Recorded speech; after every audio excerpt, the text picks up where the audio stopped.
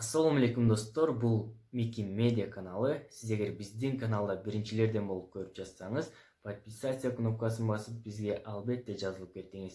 Биз сиздерге жалаң гана кызыктуу маалыматтарды, кызыктуу факттарды, пайдалуу кеңештерди чыгарып турабыз. Бүгүнкү видео ролигибизде биз сиз менен колдонуп жүргөн мобилдик телефон тууралуу болмокчу. Мобилдик телефон негизинен эң чоң курал болуп эсептелет азыркы заманда. Бирок зыяндуу жактары дагы көп.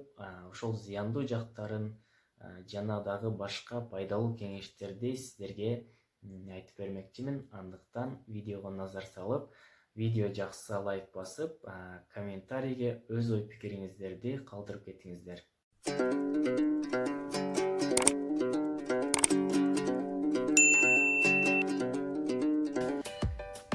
Биз баарыбыз эле мобилдик телефон колдонобуз. Бирок ден соолугубузга кандай таасир тийгизерин ойлонуп көрдүңүз беле? Ойлонбосоңуз, бул маалымат сизди шок кылышы мүмкүн.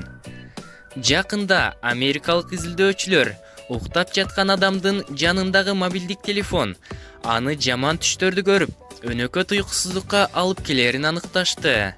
Сурамжылоого катышкан адамдардын 4/3-ü телефонду жазданып уктаарын айтышты.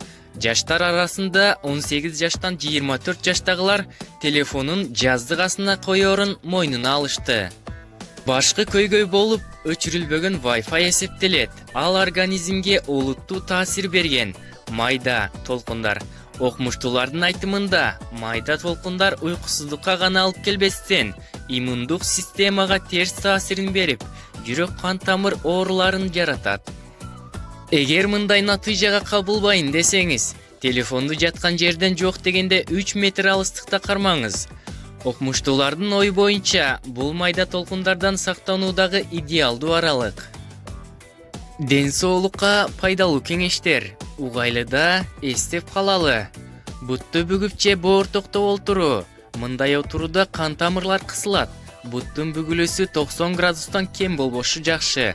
Антпесе, сиз варикоз, тромбоз жана башка ушул сыяктуу ооруга кабылышыңыз мүмкүн. Ысык тамак ичүү адамды ичинен жабыркатат. Баарына белгилүү болгондой, ысык тамак микробтор менен күрөшөт. Бирок кеп зыяндуу бактериялар жөнүндө эмес, организмди толук кандуу өсүүсүнө жардам берүүчү пайдалуу бактериялар жөнүндө болуп жатат. Андан тышкары, адамдын көптөгөн ткандары назик болгондуктан ысык тамак аларга терс таасирин тийгизиши мүмкүн. Өзгөчө калкан безге ысык тамак пайдалуу эмес. Бул ооз көңдөйүнөн жагымсыз жыттын чыгуусуна алып келүүсү ыктымал. Балким, билген чыгарсыңар, адамдын дене табы 43 градус болуп кетсе, адам өлүмгө учурайт. Ал эми тамак аштын же суусундуктардын максималдуу температурасы 45 градустан ашпоосу керек.